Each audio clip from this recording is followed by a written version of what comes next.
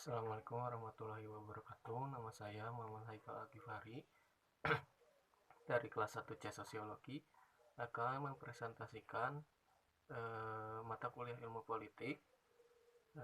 Yang saya akan jelaskan yaitu perkembangan yang pesat munculnya pendekatan-pendekatan pada ilmu politik. Ilmu politik mengalami perkembangan yang sangat pesat dengan munculnya berbagai pendekatan. Yang pertama ada pendekatan legal, yang kedua institusional, pendekatan perilaku, pasca perilaku, dan pendekatan neo-Marxis. Dan berikutnya muncul juga yaitu pendekatan lainnya seperti pilihan rasional, teori ketergantungan, dan institusionalisme baru.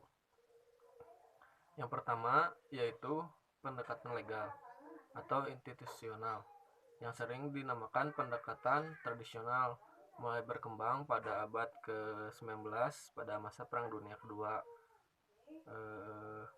Dalam pendekatan ini yang menjadi fokus terutama pada pendekatan konstitusional dan yuridisium. Bahasa tradisional menyangkut antara lain sifat dari Undang-Undang Dasar, masalah kedaulatan, kedudukan, dan kekuasaan formal. Dengan demikian, pendekatan tradisional ini mencakup baik unsur legal maupun unsur institusional. Yang kedua ada pendekatan perilaku. Pendekatan perilaku timbul berkembang pada abad Perang Dunia Kedua. Sebab munculnya pertama sifat deskriptif dari ilmu politik dianggap tidak memuaskan karena tidak realistis dan berbeda dengan kenyataan sehari-hari. Kedua, kekhawatiran bahwa jadi ilmu politik tidak maju dan pesat. Pendekatan ini muncul pada masyarakat Amerika karena keraguan mengenai kemampuan para sarjana ilmu politik untuk menerangkan fenomena politik.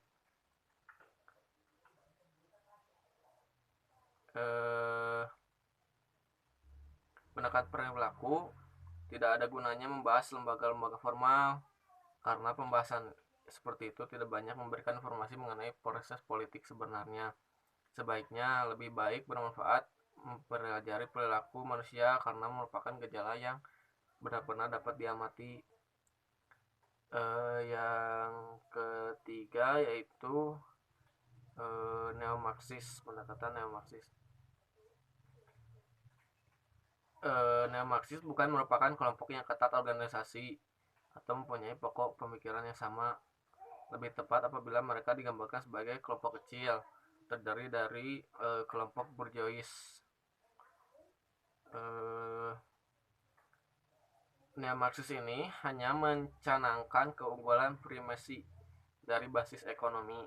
Artinya ekonomi merupakan faktor yang paling penting dalam politik, tetapi politik tidak seluruhnya ditentukan oleh ekonomi.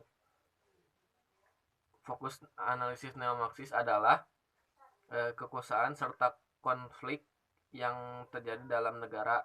Mereka mengecam analisis struktural fungsional dari para behaviors karena terlampau mengutamakan harmoni dan keseimbangan sosial dalam suatu sistem politik.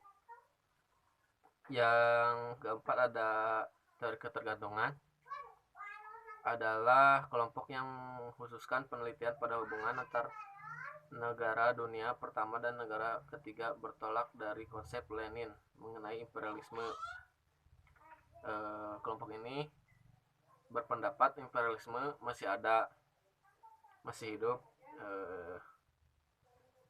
dalam bentuk basis ekonomi.